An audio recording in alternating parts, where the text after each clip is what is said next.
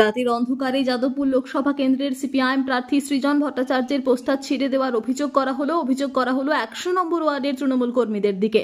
ইতিমধ্যেই একটি CCTV footage সামনে এসেছে, যেখানে দেখা যাচ্ছে তিনজন লোক রাতের অন্ধকারে পোস্টার ছিঁড়ে ফেলছেন। ঘটনায় ইতিমধ্যে নেতাজি নগর থানায় অভিযোগ দায়ের করেছে সিপিআইএম এর কর্মীরা। পাশাপাশি তারা নির্বাচন কমিশনেরও দ্বারস্থ হবেন। গতকাল কি ঘটনাটা ঘটলো? গতকাল রাতের অন্ধকারে আমাদের 100 নম্বর ওয়ার্ডের 31টা বুথ অঞ্চল, 31টা বুথ অঞ্চলের অধিকাংশ বুথে কালকে সৃজন ভট্টাচার্যের ফ্লেক্স, তার ব্যানার সমস্ত কিছু ছিঁড়ে দেওয়া হয়েছে। এবং রাতের অন্ধকারে নাকতলা আমতলা পার্টি অফিস সেই অঞ্চলে যে দেখতে পাচ্ছেন সেটা আমাদের রামগড় অঞ্চল, আমাদের বৈষ্ণবঘাটা অঞ্চল, আমাদের লক্ষ্মীনারায়ণ অঞ্চল, আমাদের নাকতলা সেকেন্ড স্কিম, এই সমস্ত জায়গায় ফ্লেক্সগুলো ছিঁড়ে দেওয়া হয়েছে রাতের অন্ধকারে। তৃণমূল দুষ্কৃতী বাহিনী কি কারণে ফ্লেক্স ছিঁড়ে দেওয়া হলো? সেটি একটাই কারণ, সৃজন ভট্টাচার্য জিতবে।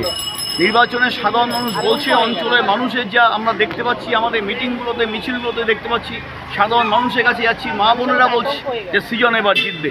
মানুষের ভোটে সৃজন ভট্টাচার্য এবার জয়ী হবে। আর গণতন্ত্র রক্ষার লড়াই হচ্ছে নির্বাচন।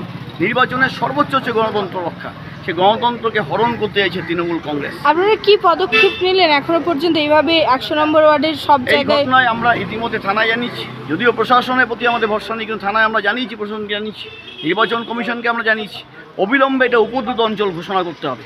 কেন্দ্রীয় বাহিনী, আধা সামরিক বাহিনী দিয়ে নির্বাচন করতে হবে। কেন্দ্রীয় সরকারকে দায়িত্ব নিতে হবে এবং অবিলম্বে উপদ্রুত অঞ্চল 31টা ওয়ার্ড, 31টা বুথকে ঘোষণা করে নির্বাচন সংগঠিত করতে হবে। সাধারণ মানুষকে সঙ্গে নিয়ে আমরা নির্বাচন করব।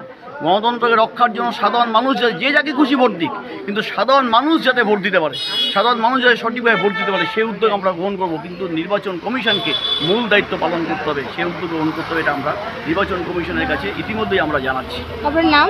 আমার নাম আশিস ঘোষ, আমি টালিগঞ্জ এরিয়া কমিটির সম্পাদক।